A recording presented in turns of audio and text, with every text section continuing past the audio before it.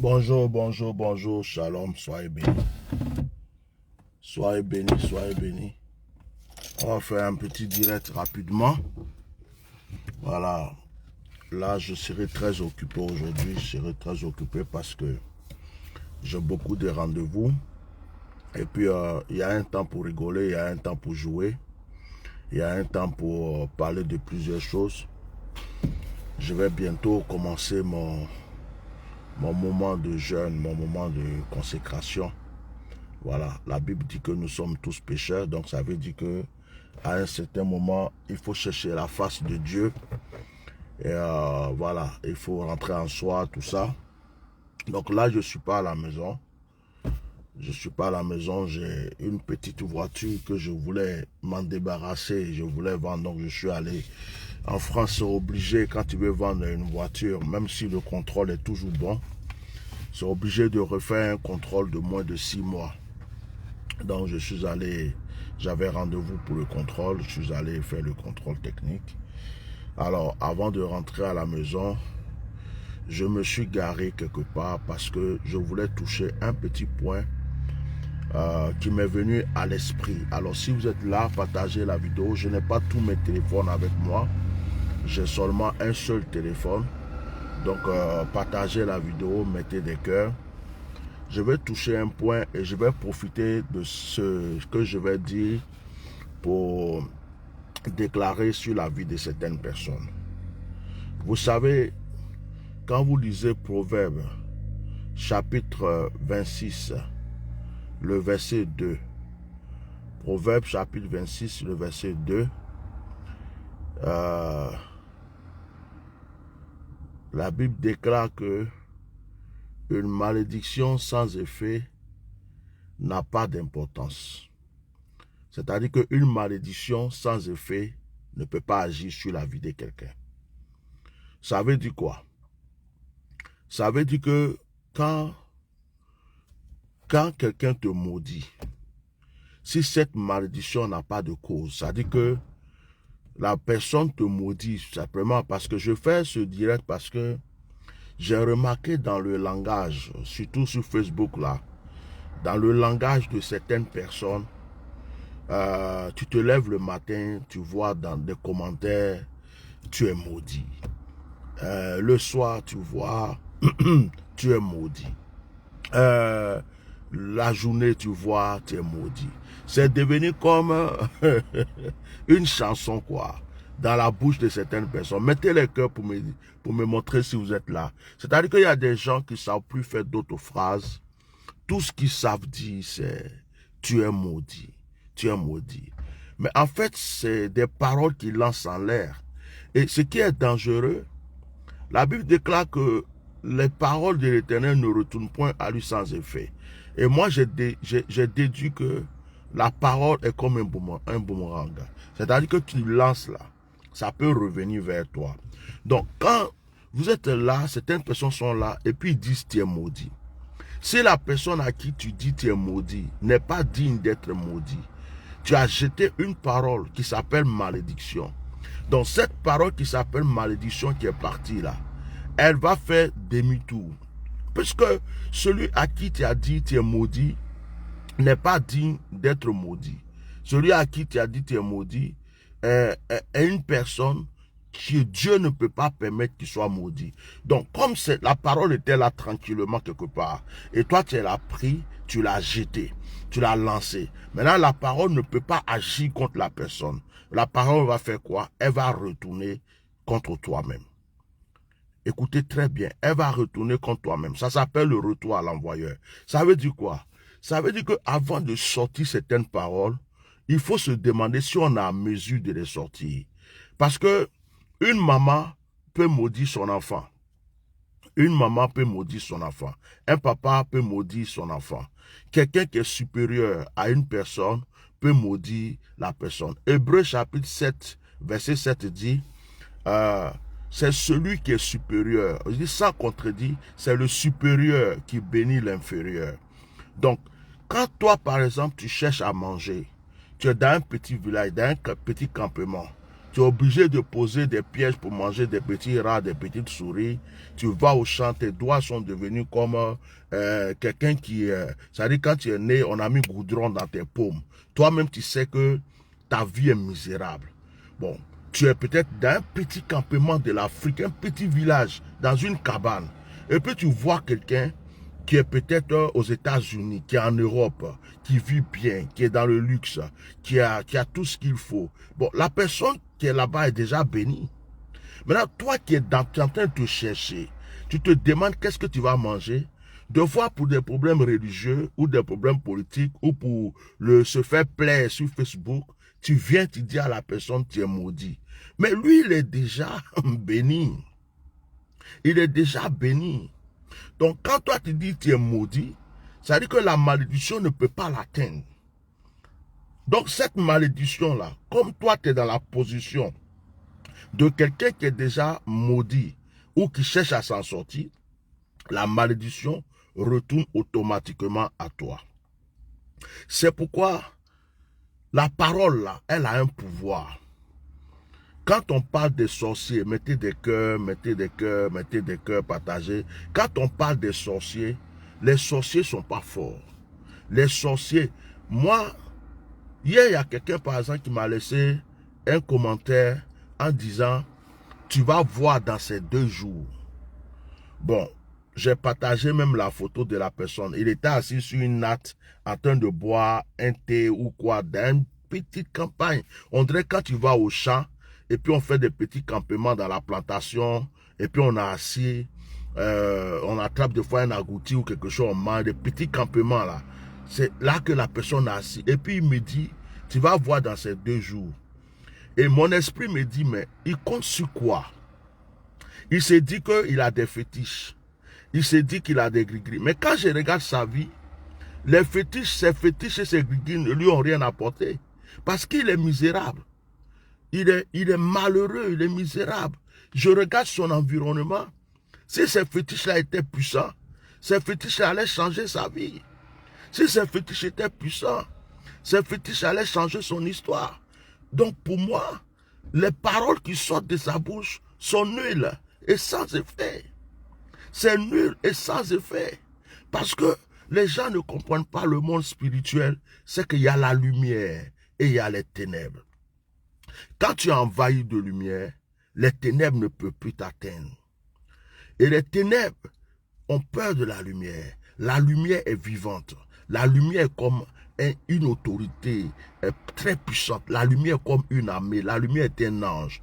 C'est-à-dire que tu es dans le noir. Quelqu'un est en train de te frayer, puis un coup bas à la lumière, la personne va s'enfuir. Donc, quand quelqu'un a la force de la lumière, quand quelqu'un est rempli de la lumière produit la prospérité, la lumière produit la protection divine, la lumière produit plein de choses. Et donc, c'est pourquoi il faut désirer la lumière. Quand quelqu'un est dans la lumière, les ténèbres ne peuvent rien faire.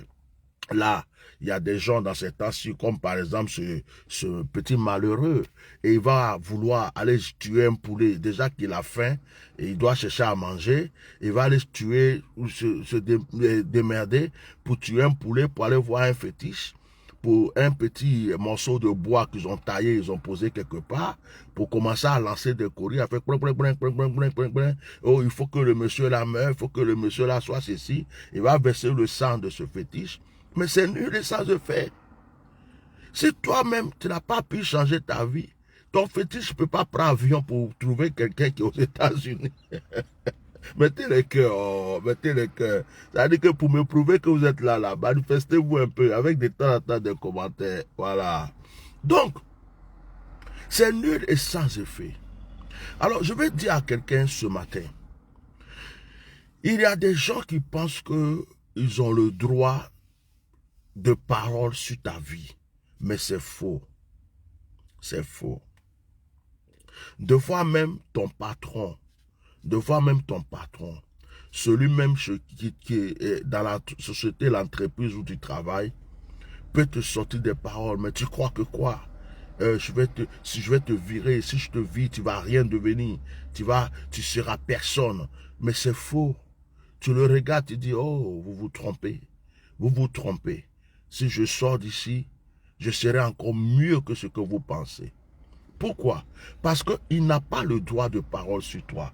Il est ton patron parce que tu travailles dans son entreprise. Mais ce n'est pas lui qui t'a fait naître. Ce n'est pas lui qui t'a fait faire ta formation, ta connaissance. Ce n'est pas lui qui décide de ton avenir.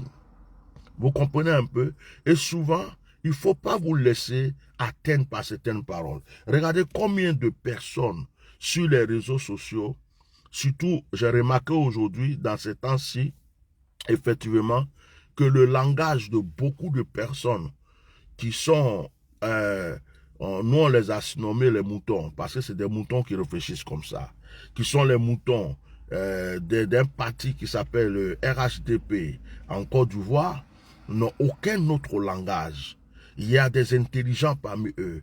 Il y a d'autres même qui m'appellent mon frère. Il y a d'autres qui m'appellent mon ami. Il y a d'autres qui discutent. Il y a d'autres qui cherchent à te faire comprendre des choses. Il y a d'autres qui cherchent à t'ouvrir les yeux sur certaines choses que tu n'avais pas encore compris. Il y a ça. Eux, que Dieu les bénisse parce qu'ils sont intelligents. Mais après, il y a des suiveurs qui sont comme des moutons. La plupart ne sont pas là à l'école. La plupart ont quitté le Mali, sont rentrés en brousse pour venir en Côte d'Ivoire. D'autres sont quittés au Burkina, ils sont rentrés en brousse pour venir en Côte d'Ivoire. D'autres sont quittés dans tel pays. C'est-à-dire qu'ils sont venus, pour eux, ils sont aux États-Unis ou au Canada. Ils pensent que la vie se limite là. Ils n'ont rien, ils connaissent rien, ils cherchent à s'en sortir. Et il n'y a que les réseaux sociaux pour qu'ils puissent voir la tête de quelqu'un comme moi. S'il n'y avait pas les réseaux sociaux là, ils ne peuvent pas savoir ça, ils ne peuvent pas voir quelqu'un comme moi. Donc ces personnes, tu vas remarquer, ils sont là, ils ont un petit téléphone bien pourri que le Chinois a fabriqué pour les donner, et ils sont là, tu es maudit, tu es maudit, tu es maudit. Tu te lèves le matin, tu veux boire ton café, quand tu regardes sur ton téléphone, c'est tu es maudit. Quand tu as fini de boire ton café, tu veux déjeuner, tu es maudit. Tu prends ta douche, que tu veux sortir, tu es maudit. Mais en réalité, si ces paroles avaient des effets, je ne peux pas être la personne que je suis aujourd'hui. Si ces paroles avaient vraiment de l'effet, mais je pense que j'étais déjà foutu. Donc, ne vous laissez jamais dominer par qui que ce soit. Je vais vous donner un secret aujourd'hui.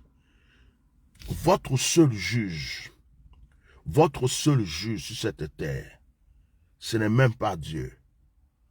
Votre seul juge, ce n'est même pas Dieu. C'est votre conscience. C'est vous-même. Quand votre conscience commence à vous dire, excusez-moi, il y a le soleil là, je vais essayer de, parce que là j'ai l'impression qu'il va taper de ce côté ou bien il va changer de lieu là. Vous me voyez bien, j'espère, parce que là il y a le soleil. Bon, je vois ça. On va rester là, c'est mieux. Quand votre conscience commence à vous dire que ce que tu fais là, c'est pas bon.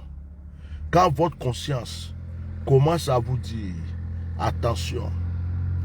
Quand votre conscience commence à vous dire, Dieu n'aime pas ça. Quand votre conscience commence à vous dire, méfie-toi. À partir de ce moment-là, sachez que vous êtes en train de recevoir un message. Je vous donne ce secret aujourd'hui. Parce que ce n'est pas tout le monde qui va parler de Saint-Esprit, mais tout le monde peut parler de conscience. Ce n'est pas tout le monde qui va dire l'Esprit de Dieu m'a dit, mais tout le monde peut dire j'ai entendu une voix, j'ai eu une pensée, il y a quelque chose qui m'a dit. Ça s'appelle la conscience. Quand tu vas aller quelque part, et puis il y a une voix qui te dit non, fais attention, on ne va pas là-bas aujourd'hui. Tu sais, il y a un sixième sens. Tu as ta conscience. Oh, ce soleil est en train de me fatiguer. Hein? Voilà. Je l'ai dans le visage là. Excusez-moi. Je sais pas ce que je fais moi. Ok. Voilà. Donc, il y a quelque chose qui te dit, il y a une voix qui te dit, ne fais pas ça. Peut-être tu as la femme de ton voisin, tu as la femme de quelqu'un que tu connais. Et puis, cette femme, elle s'intéresse à toi. Tu as la possibilité même de sortir avec elle. Tu as la possibilité d'avoir des relations avec elle. Et puis, il y a une voix qui te dit, méfie-toi. Ne fais pas ça. Méfie-toi. Ne fais pas ça. En ce moment-là, tu peux dire que ta conscience est en train de te parler. Tu peux dire que ta conscience est en train de te parler. Et là, si tu n'écoutes pas ta conscience et que quelque chose se passe, c'est là que tu vas te rendre compte que tu avais été prévenu. Voilà. Tu avais été prévenu, mais tu n'as pas pris ça au sérieux. Voilà, je le mets comme ça. Tu avais été prévenu, mais tu n'as pas pris ça au sérieux. Tu comprends un peu ce que je veux dire? La conscience. Donc, ton vrai juge, ton seul juge sur cette terre, c'est ta conscience.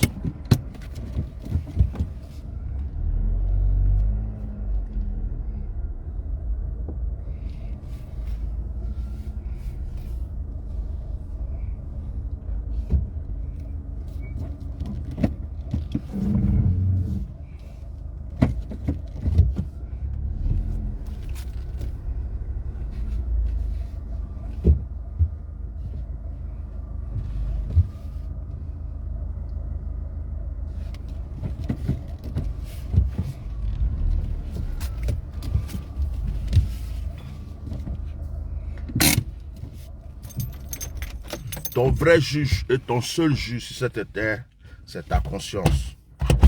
Deux fois, le diable va utiliser des gens pour vouloir te culpabiliser. Vous savez, pour pouvoir te culpabiliser.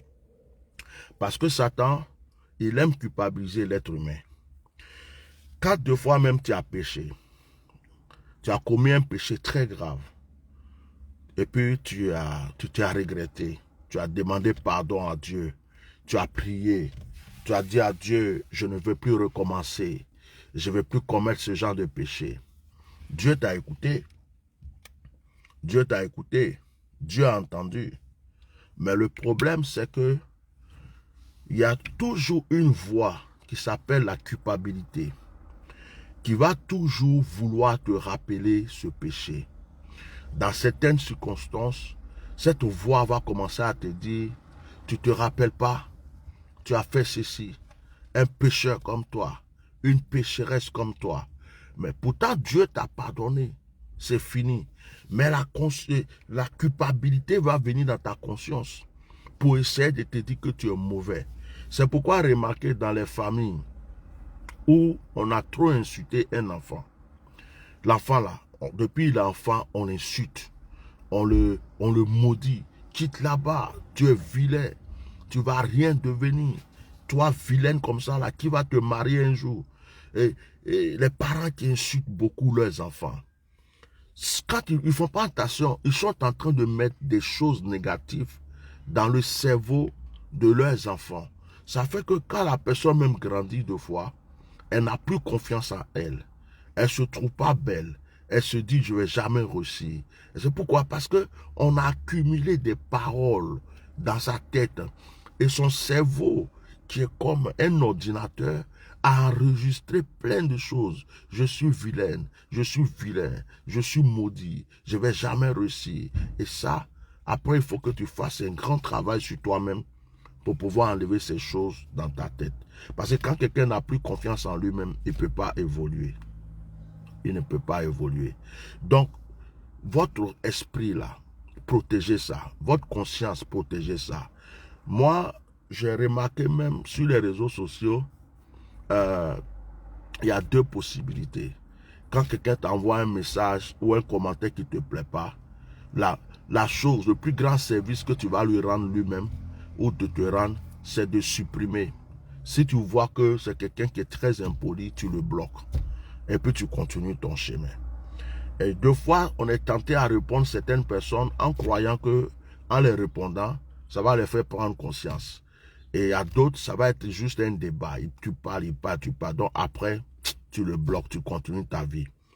Et j'ai remarqué que quand tu ne t'intéresses pas, par exemple, ce matin, je me suis levé, je ne regarde même pas les commentaires que les gens mettent sur les vidéos parce que ça sera une perte de temps de m'asseoir, prendre mon téléphone. Lui là, il dit quoi? Tiens, lui là, il dit quoi? Tiens. C'est vraiment quand j'ai rien à faire, rien à faire, et que peut-être le film qui est à la télé ne me plaît pas, ou bien je chante un peu, je dis, je prends mon téléphone et que je m'amuse à ces genres de choses.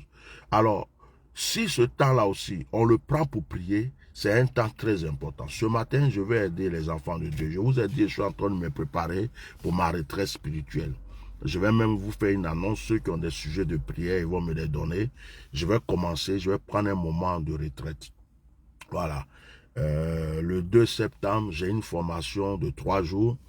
Après cette formation-là, j'ai encore plein de choses à faire. Je dois consacrer une de mes filles servantes de Dieu aussi. J'ai beaucoup de choses prévues. Et je ne vais pas rester là toujours parler de certaines choses. Je pense que souvent quand tu as déjà presque tout dit et que tu as dit des choses, tu avances. Et deux fois tu reviens, tu parles. Mais je suis serviteur de Dieu. Et mon devoir, c'est d'aider les enfants de Dieu. C'est pourquoi je vais dire à quelqu'un ce matin, une malédiction sans effet et sans cause, elle n'a pas d'importance. Si quelqu'un te hait, il n'a qu'à t'haïr comme il veut. Et puis il n'a qu'à te maudire. C'est pas parce qu'il te hait et qu'il te maudit que Dieu va s'associer à lui pour dire, ah, de toute façon tu hais la personne là et puis tu la maudis là, je vais respecter ce que tu as fait. Non. Il y a des gens qui ne sont même pas dignes de sortir le mot maudit dans leur bouche. Parce qu'elles-mêmes se cherchent, elles-mêmes sont déjà presque maudites. Elles cherchent à manger, elles cherchent à boire, elles cherchent du travail, elles veulent une femme. D'autres même là, tu es en Europe, tu es aux États-Unis, c'est des personnes qui cherchent, ils se demandent comment ils peuvent faire un jour pour prendre l'avion, pour voyager dans leur vie. Ils ne savent pas comment faire. Toi, tu as voyagé de pays en pays, tu connais, tu es tellement posé. Ils ne savent même pas ce que c'est. Mais ces personnes vont souvent ouvrir leur bouche en te disant tu es maudit. Tu ne peux pas être maudit. Tu ne peux pas être maudit parce que toi, tu as vécu ce que eux, ils ne peuvent pas vivre dans leur vie. C'est comme quand quelqu'un s'assoit, il est à Abidjan, il est en train de souffrir de faim, et puis il te dit, il faut venir à Abidjan. Moi, deux fois, quand je vois ces gens de commentaires, je rigole. Ça dit que quelqu'un est au paradis, et puis tu dis à la personne, il faut quitter le paradis pour me trouver à l'enfer. Si tu es vraiment garçon, moi je suis déjà dans l'enfer, je suis en train d'être brûlé par le feu. Donc toi, si tu es garçon là, quitte le paradis, quitte le luxe, quitte le bonheur, quitte la joie, quitte le plaisir que tu as, et puis viens à l'enfer avec moi, si tu es garçon. Bon, vraiment, il faut être bête pour quitter le paradis, pour aller à l'enfer, parce qu'on a envie d'aller montrer à quelqu'un qui est dans le châtiment, que toi aussi tu es garçon, tu peux venir dans le châtiment pour... ben ça, c'est être bête quand même, quoi. C'est être bête. Celui qui va se lever et dire, ah, je veux montrer que je suis garçon, je paye billet d'avion. Pas pour aller faire quelque chose d'important, pas pour aller entreprendre, pas pour aller voir sa famille, pas pour aller pour des programmes, pour des choses importantes, mais je paye billet d'avion juste pour aller prouver à des gens que je suis garçon. Parce qu'il y a un qui a dit qu'il va me frapper là. Mais ça, c'est le plus bête de la terre. De gaspiller de l'argent, son temps, son énergie pour ce genre de choses. Donc, deux fois, il y a des commentaires, quand tu vois, tu te dis non, celui-là, il n'est pas intelligent. Quelqu'un que tu... Et puis, deux fois, tu fais espèce, tu regardes sa photo, tu vois qu'il est dans le malheur. Il est dans la misère, il est dans la pauvreté. C'est quelqu'un qui se cherche. C'est-à-dire qu'il n'arrive pas à ton orteil. Et puis il te dit, viens. Ça fait pitié, quoi. Ça fait pitié. Ça fait pitié. Ça fait pitié. Hein? Quelqu'un qui se lève le matin, il cherche 150 francs pour aller dans un kiosque, une cafétéria, un kiosque, pour boire café noir. Café noir même, café noir, je ne sais pas, c'est comme goudron là, à 50 francs ou bien à 25 francs, pour pouvoir commencer sa journée. Et toi, tu dors dans le luxe, tu te lèves, ton frigo est rempli, ton placard est rempli, tu as, comment on appelle, tu as, tu as tout qui est rempli chez toi. Tu te lèves, tu manges ce que tu as envie de manger. L'autre, lui, il a faim. Il ne sait même pas comment on se démerde pour avoir même la moitié. C'est-à-dire que ce que tu prends pour déjeuner là, s'il a eu ça dans la semaine, il a eu ça une seule fois, c'est comme si c'est la fête. Peut-être pendant les jours de fête, il se promène quelque part, puis quelqu'un lui le fait goûter un truc qui ressemble à ce que toi tu prends même au petit déjeuner. et puis tu vas te diminuer à ce niveau. Je vais dire à tous les enfants de Dieu ici qui m'écoutent, hein, je vais dire à tous les enfants de Dieu ici qui m'écoutent, que la grâce de Dieu soit sur votre vie. Toute personne qui lèvera une langue contre vous, une langue qui n'a pas de fait, qui n'a pas de valeur, c'est un retour à l'envoyeur. Si quelqu'un même dit qu'il est fâché, comment, il n'a qu'à remuer ses fétiches, il n'a qu'à remuer ses démons, il n'a qu'à aller voir tous les sorciers, les marabouts, tout ce qu'il veut dans sa vie. Je vais te déclarer quelque chose aujourd'hui. Quand la bénédiction est sur toi, là, c'est collé. Dieu ne change pas d'avis. Dieu ne change pas d'avis. Tu peux mettre amen, tu peux mettre un cœur, tu peux dire alléluia. Dieu ne change pas d'avis parce que quelqu'un t'aime pas. Il faut que les gens comprennent ça.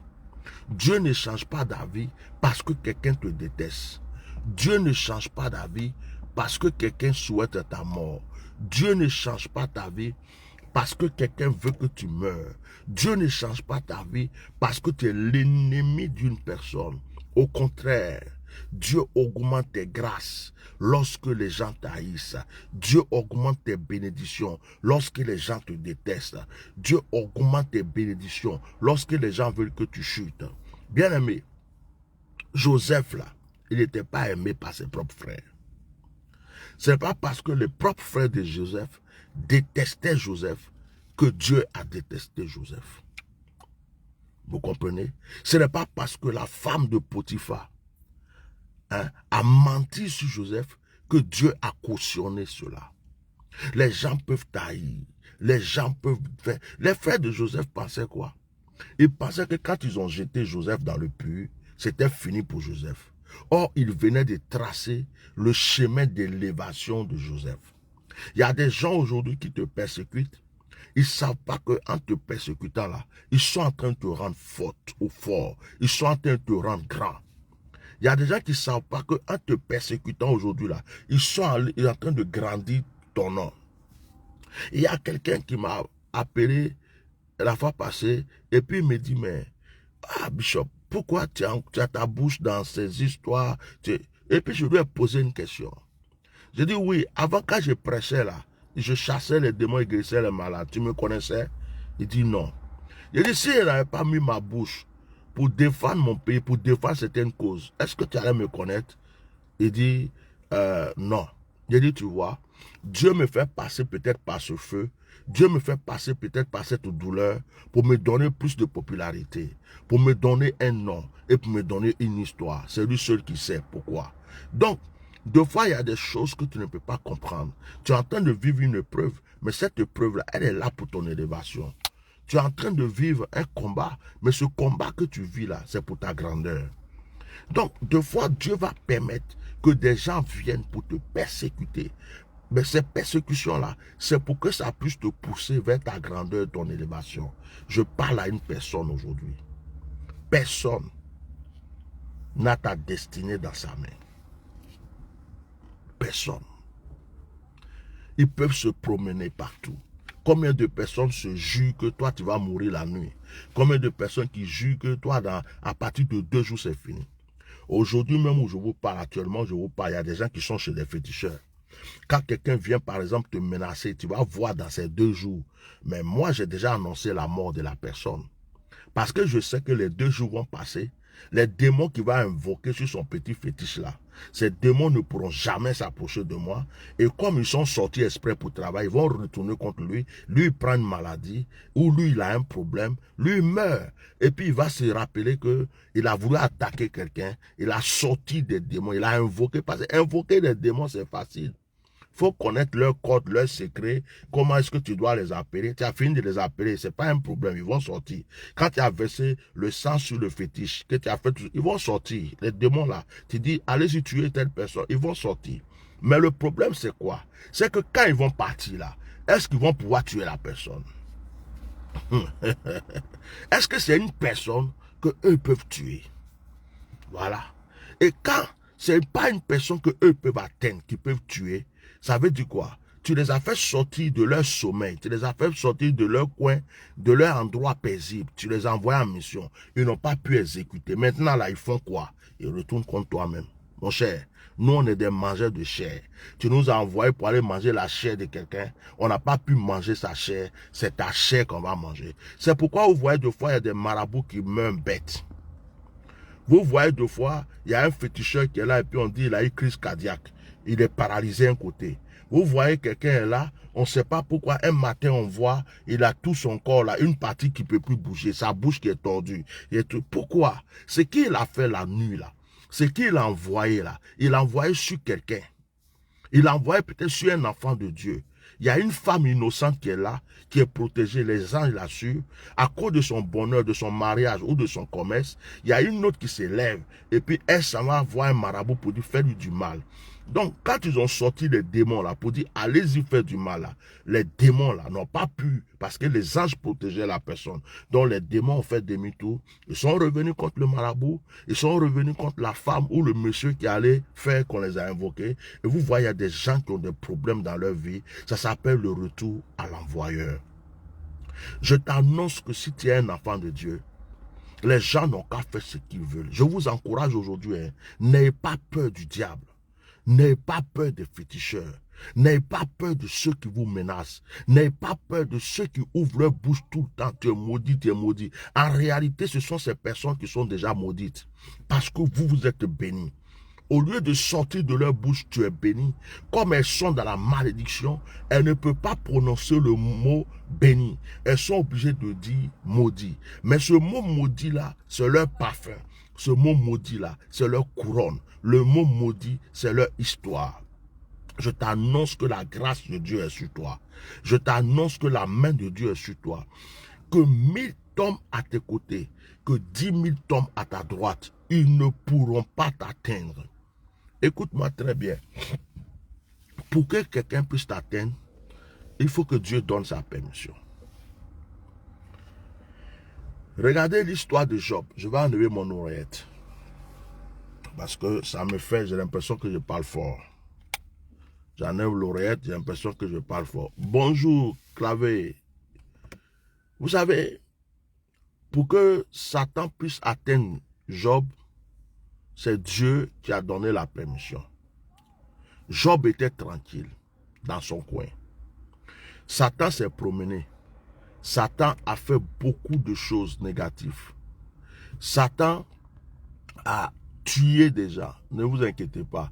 Dès qu'il y a quelque chose qui ne me plaît pas, je bloque la personne. Les directs comme ça, là je ne joue pas avec. Quand il y a un commentaire qui ne me plaît pas, la personne est bloquée, elle ne peut pas suivre le reste, c'est fini. Donc ne vous inquiétez même pas. Si vous voyez un commentaire bizarre, je ne réponds pas, hein, je bloque seulement. Ça n'a pas d'importance. Voilà, c'est des gens, tout le monde ne peut pas aller au paradis. Voilà, c'est comme ça. Donc, Satan se promenait. Il s'est promené, il a fait du mal. Il a créé déluge là, il a créé tempête là. Il a brisé telle famille. Il a fait pleurer des gens à gauche, il a fait pleurer des gens à droite. Il est passé à côté de Job. Il n'a même pas regardé Job. Il n'a même pas touché Job. Il n'a même pas touché Job. Et puis, la Bible dit que les fils de Dieu vont à une réunion. Ça veut dire que Satan même fait partie des fils de Dieu. Satan est là pour jouer un rôle. Quand il faut châtier des gens, quand il faut tenter des gens, il faut éprouver des gens. Quand il faut créer la misère chez certaines personnes pour voir qui ils sont ou quoi, pour voir leur foi. Satan joue un rôle. C'est comme la politique. Satan joue un rôle avec Dieu. Donc, Satan arrive et puis Dieu pose la question à Satan. Est-ce que tu as remarqué Job? Pourtant, Satan avait vu Job. Il n'a rien fait à Job parce qu'il savait que Job était protégé. Et puis Dieu va tirer son attention sur Job. Est-ce que tu as vu Job?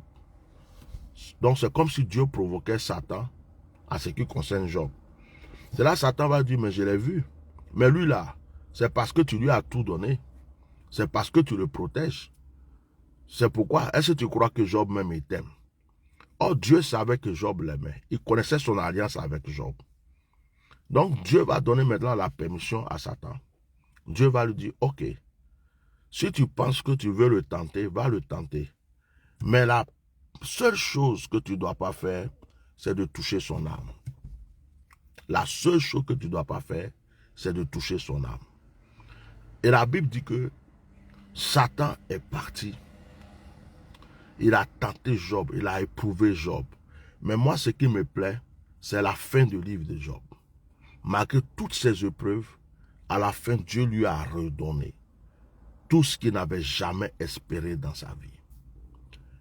Aujourd'hui, là, tu vis peut-être des épreuves, tu vis des difficultés. Il y a des gens même qui pensent qu'ils peuvent se moquer de toi.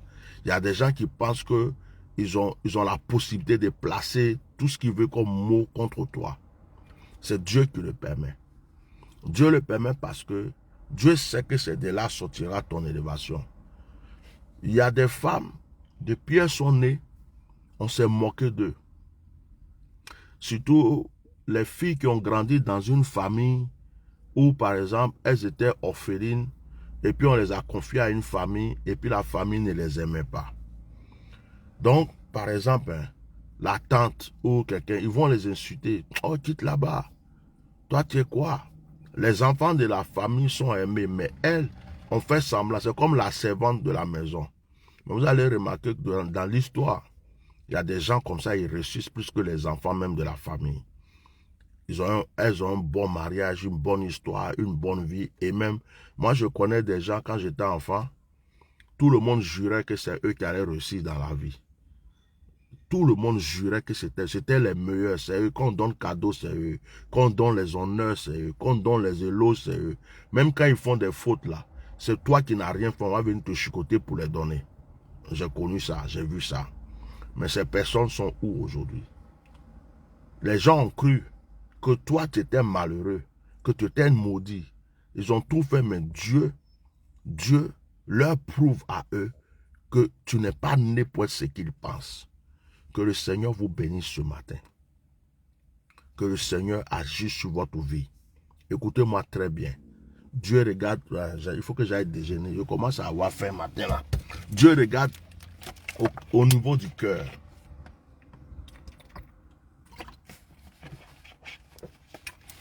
Dieu regarde au niveau du cœur. Dieu ne regarde pas l'apparence.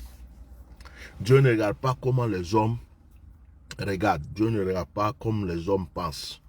Alors ce matin, je vais te dire, une malédiction sans effet est nulle. Une malédiction sans cause est nulle et sans effet.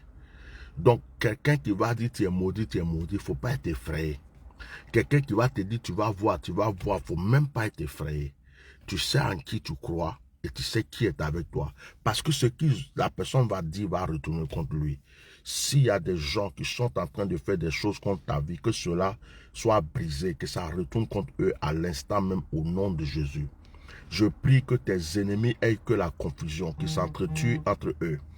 Je reçois au plus profond de mon cœur que les gens qui t'en veulent vont commencer à se manger entre eux. Ils vont commencer à s'attaquer entre eux. Ils vont commencer à s'entretuer entre eux. Quand Dieu veut faire ton palabre, deux fois, tu ne fais plus rien. Tu ne fais plus rien. Tes ennemis même là se frappent entre eux, se tuent entre eux, s'insultent entre eux. Je prophétise ça dans ta vie. Si on envoyait ton nom, on envoyait ta photo, on envoyait quoi que ce soit devant un fétiche, devant un marabout, devant un mystique, quel que soit le lieu sacré où on t'a envoyé, que cela soit paralysé, que cela soit nul et sans effet. Que la bénédiction de l'Éternel soit sur ta vie, que la lumière brille sur ta vie, que les saints anges se lèvent pour agir en ta faveur, que une armée très puissante soit autour de ta vie. Quiconque cherche à toucher un seul cheveu de ta vie, qu'il soit foudroyé par le Seigneur lui-même. Passez une bonne journée. Si Dieu veut ce soir, on va se retrouver pour prier un peu ensemble. Si Dieu veut. Et si jamais on doit se retrouver ce soir, préparez au moins une bouteille d'eau. Si vous avez beaucoup de bouteilles comme un pack d'eau, mettez aussi ça de côté. Si Dieu permet qu'on se voie ce soir, nous allons prier ensemble. Nous allons partager la parole de Dieu. Il y a un temps pour tout.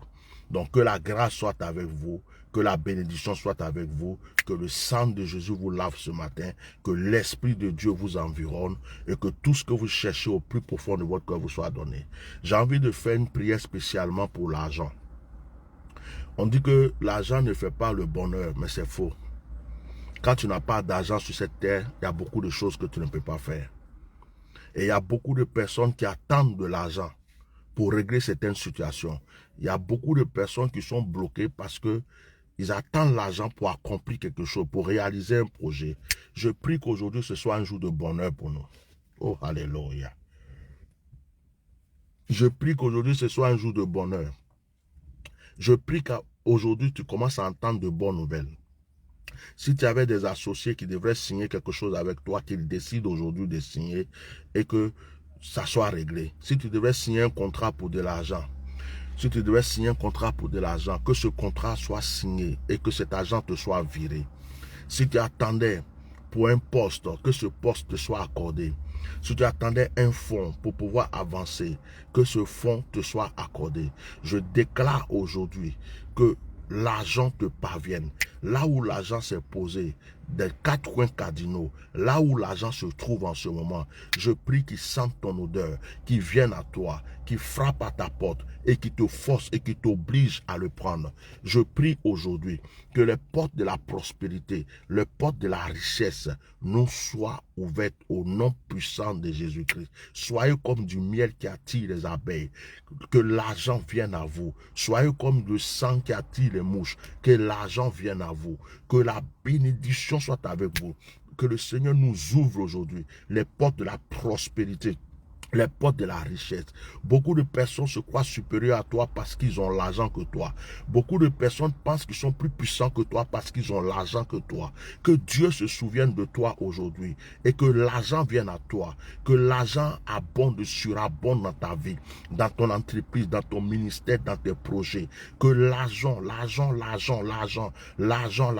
D'ailleurs, ce soir, si nous faisons un direct, je crois que nous allons parler de l'argent. Nous allons parler de la prospérité. Alors, si vous avez prévu des bouteilles d'eau, prévoyez aussi du miel ce soir.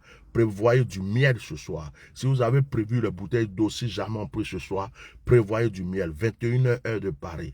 Prévoyez du miel et prévoyez de l'eau. Que l'argent vous soit communiqué. Que l'argent vous soit donné. Que l'esprit de l'échec, l'esprit de la pauvreté, l'esprit de l'échec, l'esprit de la pauvreté, l'esprit de l'échec, l'esprit de la pauvreté disparaisse de votre vie. Que la main sèche disparaisse de votre vie. Que le blocage disparaisse de votre vie. Que la malédiction disparaisse de votre vie. Oh, que vous puissiez briller comme de l'or. Je prie que la faveur et la grâce vous soient données partout où vous allez. Que le bonheur soit sur votre vie. Et sentez le bonheur, vivez le bonheur. Soyez aimés partout où vous passez. Que Dieu vous fasse avoir de la faveur aux yeux des êtres humains. Que Dieu vous donne la faveur aux yeux des êtres humains. Que les gens pensent à vous, qu'ils vous fassent du bien, qu'ils vous bénissent. Que le nombre de votre bénédiction augmente plus que le nombre de malédictions qui viennent. Et que le nombre de personnes qui vous aiment soit au-dessus de ceux qui vous détestent. Que le Seigneur vous donne sans mesure, qu'il étonne vos ennemis, qu'il étonne vos ennemis. J'ai déclaré sous toutes ces paroles et je crois qu'elles sont scellées. Elles sont scellées, elles sont scellées dans le nom puissant de Jésus-Christ de Nazareth. Partage cette vidéo à ton frère. Partage cette vidéo à ta soeur. Je vous donne le psaume 27. Je vous donne le psaume 72. Priez avec le psaume 27. Priez avec le psaume 72. Et demandez à Dieu tout ce que vous voulez en cette journée. Que la grâce soit avec vous. Shalom.